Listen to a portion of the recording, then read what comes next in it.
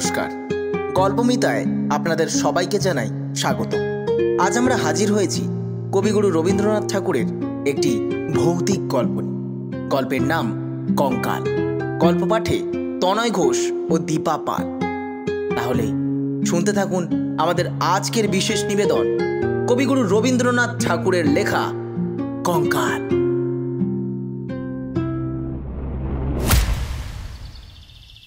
আমরা 3 বাল্যসঙ্গী যে ঘরে শয়ন করিতাম, তাহার পাশের ঘরের দেয়ালে একটি আস্ত নরকঙ্কাল ঝুলানো থাকিত। রাত্রে বাতাসে তাহার হাড়গুলো খটখট শব্দ করিয়া নড়িত। দিনের বেলায় আমাদিগকে সেই হাড় নাড়িতে হইত। আমরা তখন পণ্ডিত মহাশয়ের নিকট মেঘনাদ বধ এবং ক্যাম্বেল স্কুলের এক ছাত্রের কাছে অস্থিবিদ্যা পড়িতাম। আমাদের অভিভাবকের ইচ্ছা ছিল আমাদিগকে সহসা সর্ববিদ্যায় পারদর্শী করিয়া তুলিবেন। তাহার অভিপ্রায় কতদূর সফল হইয়াছে, যাহারা আমাদিগকে জানেন তাহাদের নিকট প্রকাশ করা বাহুল্য, এবং যাহারা জানেন না তাহাদের নিকট গোপন করাই শ্রেয়। তাহার পর বহুকাল অতীত হইয়াছে। ইতিমধ্যে সেই ঘর হইতে কঙ্কাল এবং আমাদের মাথা হইতে অস্থিবিদ্যা কোথায় স্থানান্তরিত হইয়াছে অন্বেষণ করিয়া জানা যায় না। অল্পদিন হইল একদিন রাত্রে কোনো কারণে অন্যত্র স্থানাভাব হওয়াতে আমাকে সেই ঘরে শয়ন করিতে হয়। অনভ্যাসবশত ঘুম হইতেছে না। এপাশ ওপাশ করিতে করিতে গির্জার ঘড়িতে বড় বড় ঘণ্টাগুলো প্রায় সব কটা বাজিয়া গেল।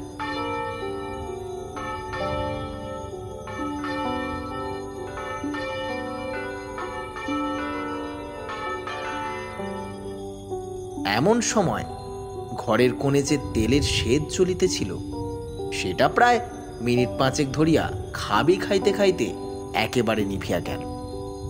ইতিপূর্বেই আমাদের বাড়িতে 2-1টা দুর্ঘটনা ঘটিয়াছে, তাই এই আলো নেবা হইতে সহজেই মৃত্যুর কথা মনে উদয় হইল। মনে হইল এই যে রাত্রি 2 প্রহরে একটি দীপশিখা চিরান্ধকারে মিলিয়া গেল, প্রকৃতির কাছে ইহাও যেমন আর মানুষের ছোট ছোট প্রাণশিখা কখনো দিনে কখনো রাত্রে হঠাৎ নিবিয়া বিস্মৃত হইয়া যায়, তাহাও তেমনি। ক্রমে সেই কঙ্কালের কথা মনে পড়িল।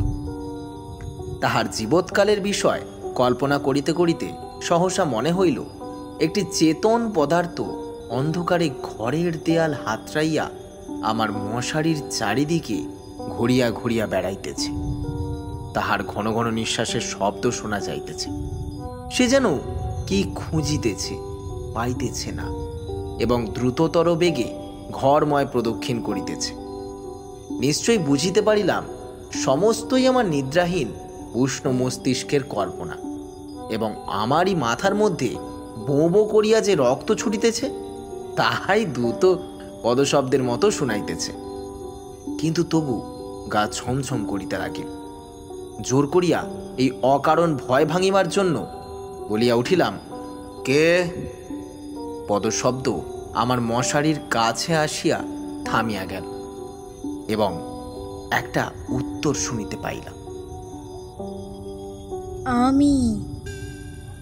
আমার সেই কঙ্কালটা কোথায় গেছে তাই খুঁজিতে আসিয়াছি।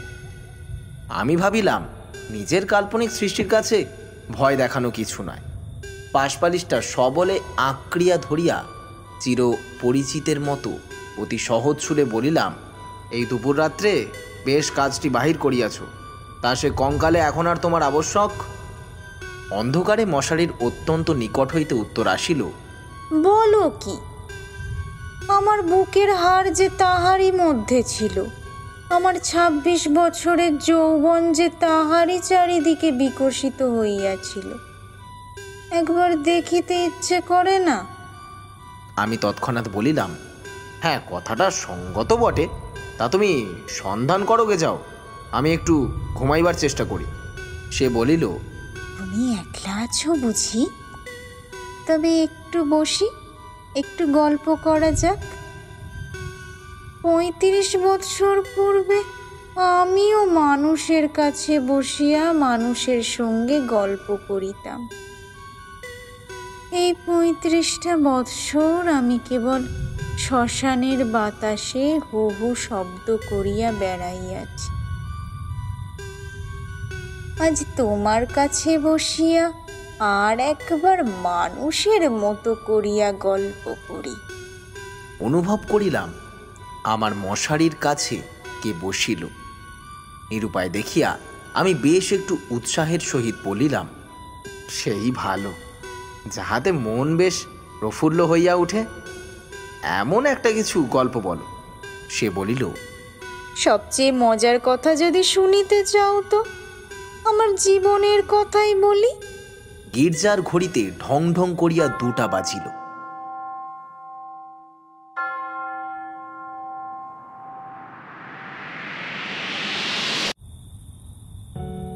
যখন মানুষ ছিলাম এবং ছোট ছিলাম, তখন এক ব্যক্তিকে জমের মতো ভয় করিতাম। ইনি আমার স্বামী। মাছকে বড়শি দিয়া ধরিলে তাহার যেমন মনে হয়, আমারও সেই রূপ মনে হইত। অর্থাৎ কোনো এক সম্পূর্ণ অপরিচিত জীব যেন বড়শিতে গাঁথিয়া আমাকে আমার স্নিগ্ধ গভীর জন্ম জলাশয় হইতে টান মারিয়া ছিনিয়া লইয়া যাইতেছে। কিছুতে তাহার হইতে পরিত্রাণ নাই। বিবাহের 2 মাস পরেই আমার স্বামীর মৃত্যু হইল এবং আমার আত্মীয় স্বজনেরা আমার হইয়া অনেক বিলাপ পরিতাপ করিলেন। আমার শ্বশুর অনেকগুলি লক্ষণ মিলাইয়া কহিলেন, শাস্ত্রে যাহাকে বলে বিষকন্যা, এ মেয়েটি তাই। সে কথা আমার স্পষ্ট মনে আছে। শুনিতেছ কেমন লাগিতেছে? আমি বলিলাম, বেশ, গল্পের আরম্ভটি বেশ মজার। বেশ শোনো। আনন্দে বাপের বাড়ি ফিরিয়া আসিলাম। ক্রমে বয়স বাড়িতে লাগিল। লোকে আমার কাছে লুকাইতে চেষ্টা করিত, কিন্তু আমি নিজে বেশ জানিতাম আমার মতো রূপসী এমন যেখানে সেখানে পাওয়া যায় না। তোমার কি মনে হয়? খুব সম্ভব, কিন্তু আমি তোমাকে কখনো দেখি নাই। দেখো নাই? কেন? আমার সেই কঙ্কাল। আমি ঠাট্টা করিতেছি।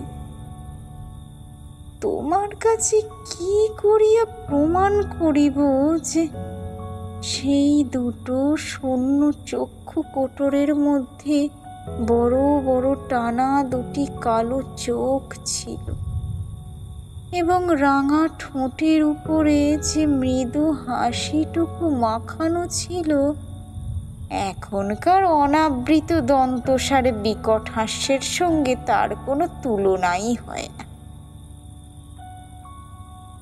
এবং সেই কয়খানা দীর্ঘ শুষ্ক অস্থিখণ্ডের উপরে এত লালিত্য, এত লাবণ্য, যৌবনের এত কঠিন কোমল নিটল পরিপূর্ণতা প্রতিদিন প্রস্ফুটিত হইয়া উঠিতেছিল, তোমাকে তাহা বলিতে গেলে হাসি পায় এবং রাগও ধরে।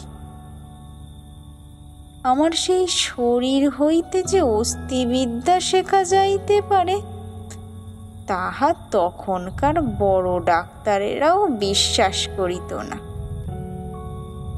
আমি জানি একজন ডাক্তার তাহার কোনো এক বিশেষ বন্ধুর কাছে আমাকে কনক চাঁপা বলিয়াছিলেন।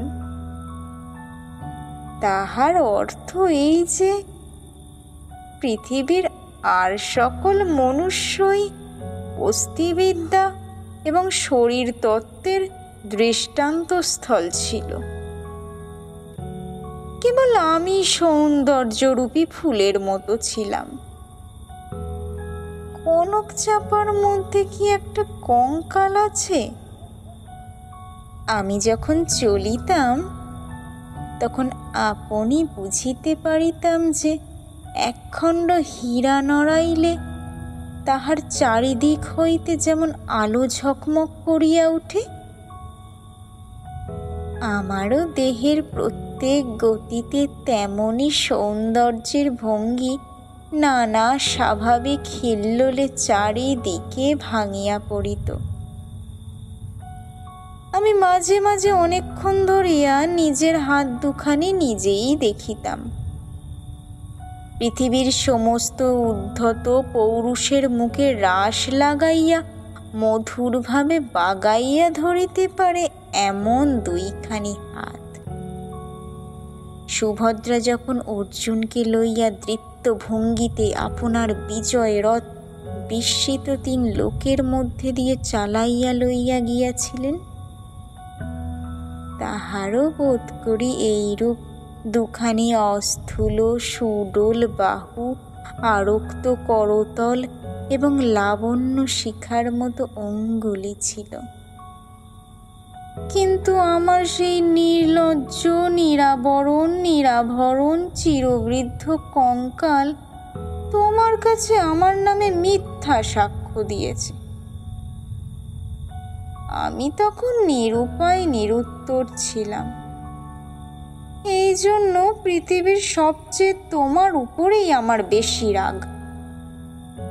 ইচ্ছা করে আমার সেই 16 বৎসরের জীবন্ত যৌবন তাপে উত্তপ্ত আরক্তিম রূপখানি একবার তোমার চোখের সামনে দাঁড় করাই, বহুকালের মতো তোমার 2 চক্ষের নিদ্রা ছুটাইয়া দিই, তোমার অস্থিবিদ্যাকে অস্থির করিয়া দেশ ছাড়া করি। আমি বলিলাম, তোমার গা যদি থাকিত তো গা ছুঁইয়া বলিতাম, সে বিদ্যার লেশমাত্র আমার মাথায় নাই। আর তোমার সেই ভুবনমোহন পূর্ণ যৌবনের রূপ রজনীর অন্ধকার পটের উপরে জাজ্বল্যমান হইয়া ফুটিয়া উঠিয়াছে। আর অধিক বলিতে হইবে না।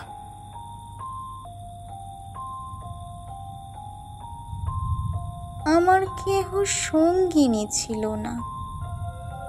দাদা প্রতিজ্ঞা করিয়াছিলেন বিবাহ করিবেন না। অন্তঃপুরে আমি একা, বাগানের গাছতলায় আমি একা বসিয়া ভাবিতাম, সমস্ত পৃথিবী আমাকেই ভালোবাসিতেছে, সমস্ত তারা আমাকে নিরীক্ষণ করিতেছে, বাতাস ছল করিয়া বার বার দীর্ঘ নিঃশ্বাসে পাশ দিয়া চলিয়া যাইতেছে, এবং যে তৃণাসনে পা দুটি মেলিয়া বসিয়া আছি তাহার যদি চেতনা থাকিত তবে সে পুনর্বার অচেতন হইত।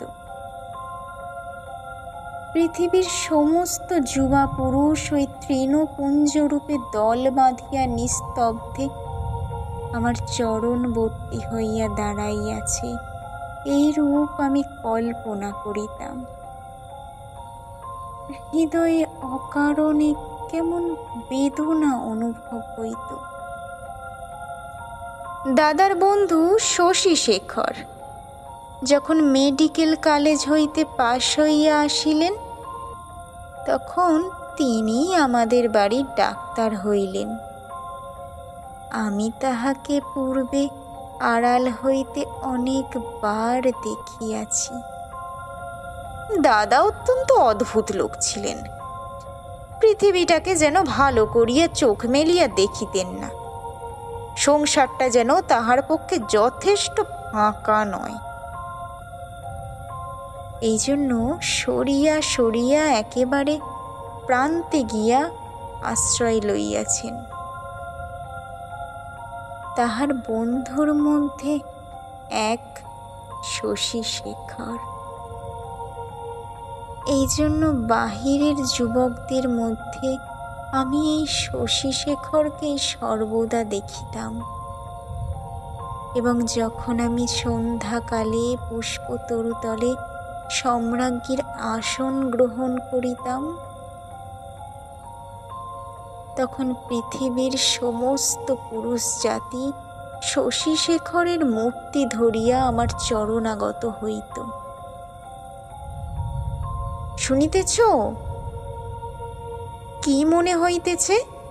আমি স্বনিঃশ্বাসে বলিলাম, মনে হইতেছে শশীশেখর হইয়া জন্মিলে বেশ হইত। আগে সবটা শোনো। একদিন বাদলার দিনে আমার জ্বর হইয়াছে, ডাক্তার দেখিতে আসিয়াছে। সেই প্রথম দেখা। আমি জানালার দিকে মুখ করিয়াছিলাম। সন্ধ্যার লাল আভাটা পড়িয়া রুগ্ন মুখের বিবর্ণতা যাহাতে দূর হয়।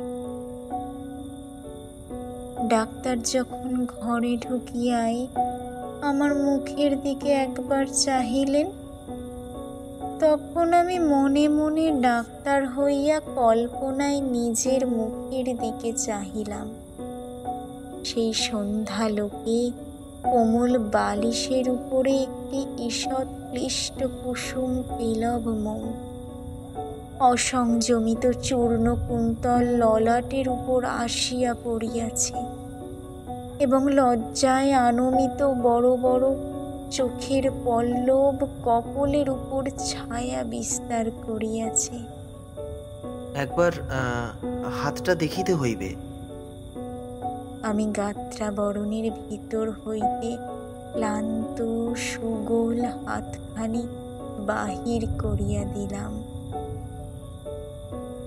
একবার হাতের দিকে চাহিয়া দেখিলাম, যদি নীলবর্ণ কাঁচের চুড়ি পরিতে পারিতাম তো আরো বেশ মানাইত।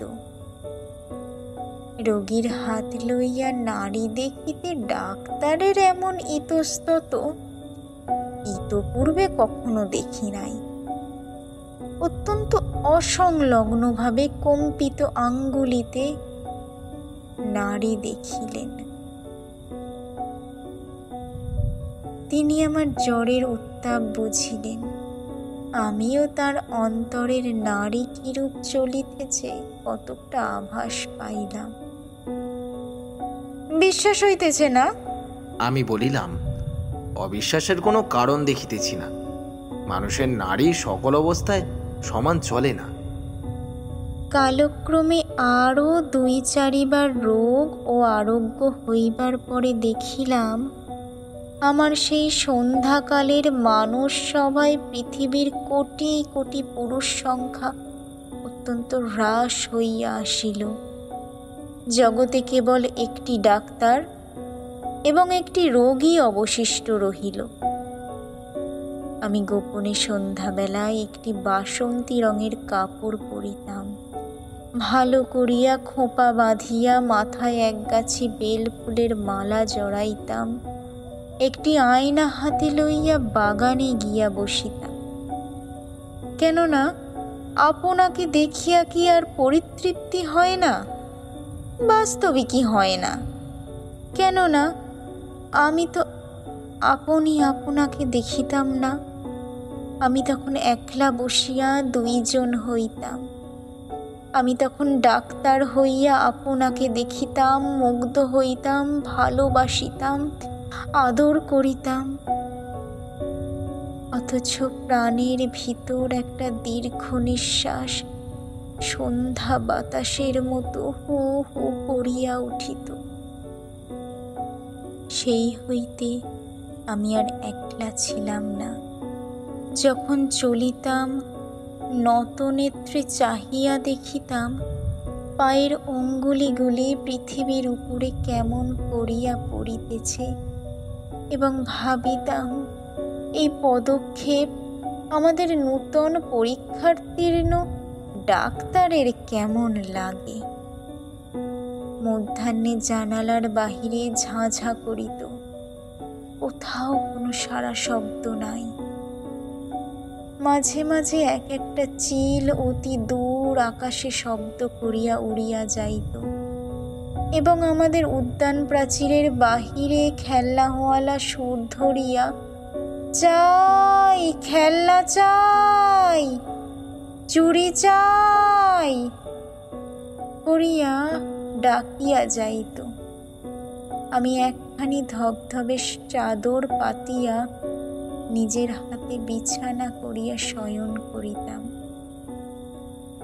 একখানি অনাবৃত বাহু কোমল বিছানার উপর যেন অনাদরে মেলিয়া দিয়া ভাবিতাম, এই হাতখানি এমনই ভঙ্গিতে কে যেন দেখিতে পাইল, কে যেন দুইখানি হাত দিয়া তুলিয়া লইল, কে যেন ইহার আরক্ত করতলের উপর চুম্বন রাখিয়া দিয়া আবার ধীরে ধীরে ফিরিয়া যাইতেছে। মনে করো এইখানেই গল্পটা যদি শেষ হয়, তাহা হইলে কেমন হয়? আমি বলিলাম, মন্দ হয় না, একটু অসম্পূর্ণ থাকে বটে, কিন্তু সেইটুকু আপন মনে পূরণ করিয়া লইতে বাকি রাতটুকু বেশ কাটিয়া যায়। কিন্তু তাহা হইলে গল্পটা যে বড় গম্ভীর হইয়া পড়ে। ইহার ভিতরকার কঙ্কালটা তাহার সমস্ত দাঁত কটি মেলিয়া দেখা দেয় কই? তারপরে শোনো, একটুখানি পসার হইতেই আমাদের বাড়ির একতলায় ডাক্তার তাহার ডাক্তারখানা খুলিলেন। তখন আমি তাহাকে মাঝে মাঝে হাসিতে হাসিতে ঔষধের কথা, বিষের কথা, কি করিলে মানুষ সহজে মরে, এই সকল কথা জিজ্ঞাসা করিতাম। ডাক্তারের কথায় ডাক্তারের মুখ খুলিয়া যাইত। শুনিয়া শুনিয়া মৃত্যু যেন পরিচিত ঘরের লোকের মতো হইয়া গেল। ভালোবাসা এবং মরণ, কেবল এই দুটোকেই পৃথিবীময় দেখলাম। আমার গল্প প্রায় শেষ হইয়া আসিয়াছে, আর বড় বাকি নাই। আমি মৃদুস্বরে বলিলাম, রাত্রিও প্রায় শেষ হইয়া আসিল। কিছুদিন হইতে দেখিলাম ডাক্তারবাবু বড় অন্যমনস্ক এবং আমার কাছে যেন ভারী অপ্রতিভ। একদিন দেখিলাম তিনি কিছু বেশি রকম সাজসজ্জা করিয়া দাদার কাছে তাহার জুড়ি ধার লইলেন। রাত্রে কোথায় যাইবেন? আমি আর থাকিতে পারিলাম না। দাদার কাছে গিয়া নানা কথার পর জিজ্ঞাসা করিলাম, হ্যাঁ দাদা, ডাক্তারবাবু আজ জুড়ি লইয়া কোথায় যাইতেছেন? সংক্ষেপে দাদা বলিলেন, মরিতে। আমি বলিলাম, না, সত্য করিয়া বলো না। তিনি পূর্বাপেক্ষা কিঞ্চিত খোলসা করিয়া বলিলেন, বিবাহ করিতে। সত্যি নাকি?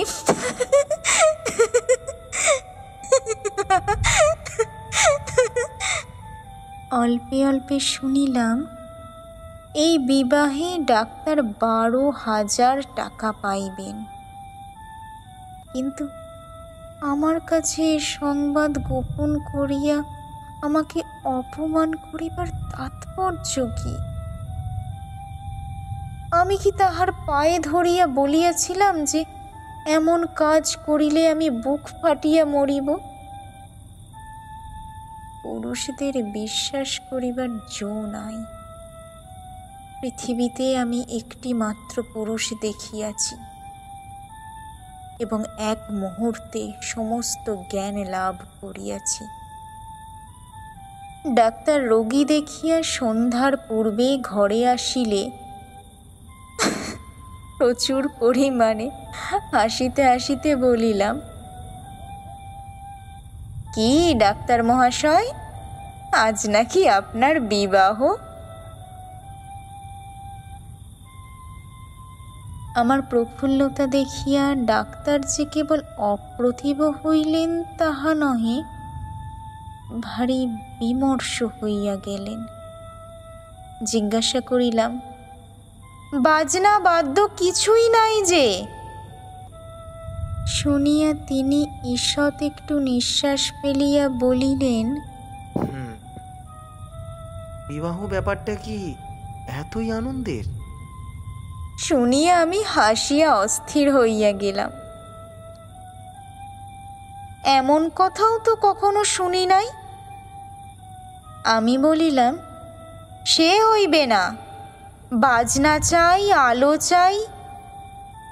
দাদাকে এমনই ব্যস্ত করিয়া তুলিলাম যে দাদা তখনই রীতিমতো উৎসবের আয়োজনে প্রবৃত্ত হইলেন।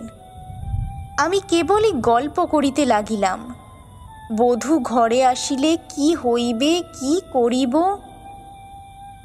জিজ্ঞাসা করিলাম, আচ্ছা ডাক্তার মহাশয়, তখনও কি আপনি রোগীর নাড়ি টিপিয়া বেড়াইবেন?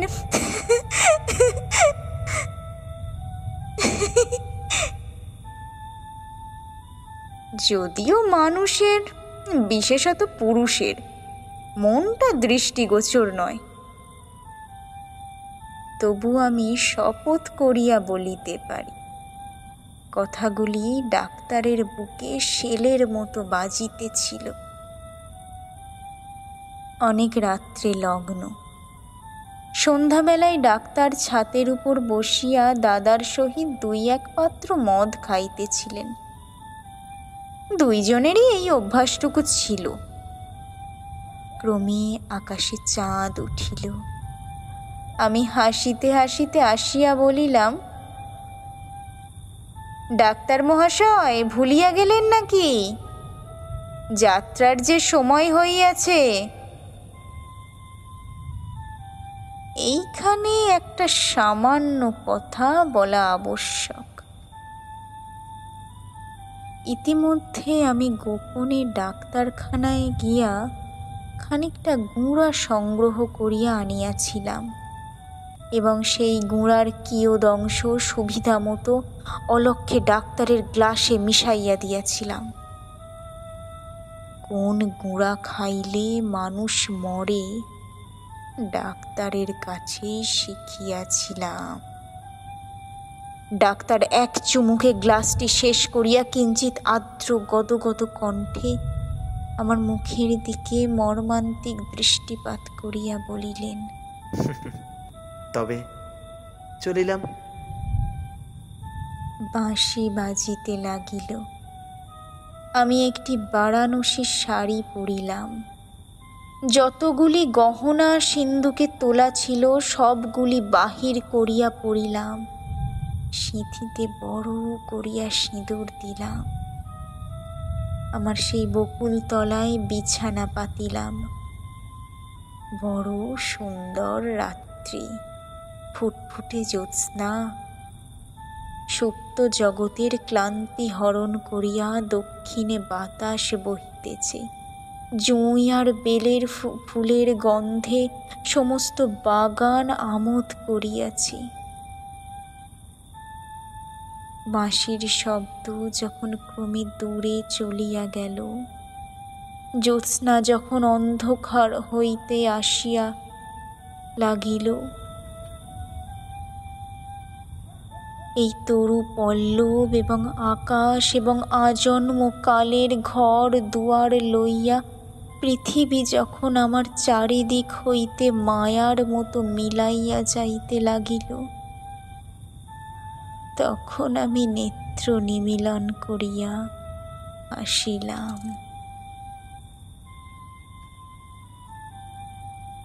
ইচ্ছে ছিল যখন লোকে আসিয়া আমাকে দেখিবে, তখন এই হাসিটুকু যেন রঙিন নেশার মতো আমার ঠোঁটের কাছে লাগিয়া।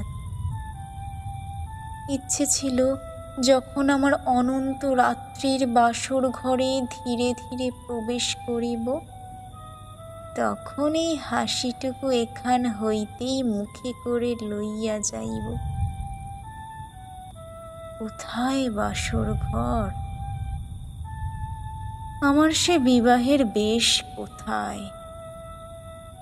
নিজের ভিতর হইতে একটা খটখট শব্দে জাগিয়া দেখিলাম, আমাকে লইয়া 3টি বালক অস্থিবিদ্যা শিখিতেছে। বুকের যেখানে শোক দুঃখ ধুক ধুক করিত এবং যৌবনের পাপড়ি প্রতিদিন একটি একটি করিয়া প্রস্ফুটিত হইত, সেইখানে বেত্র নির্দেশ করিয়া কোন অস্থির কি নাম মাস্টার শিখাইতেছে। আর সেই যে অন্তিম হাসিটুকু ওষ্ঠের কাছে ফোটাইয়া তুলিয়াছিলাম, তাহার কোনো চিহ্ন দেখিতে পাইয়াছিলে কি? গল্পটা কেমন লাগলো? আমি বলিলাম, গল্পটি বেশ প্রফুল্লকর। এক সময় কাক ডাকিল। জিজ্ঞাসা করিলাম, এখনো আছো কি? কোনো উত্তর পাইলাম না। ঘরের মধ্যে ভোরের আলো প্রবেশ করিল।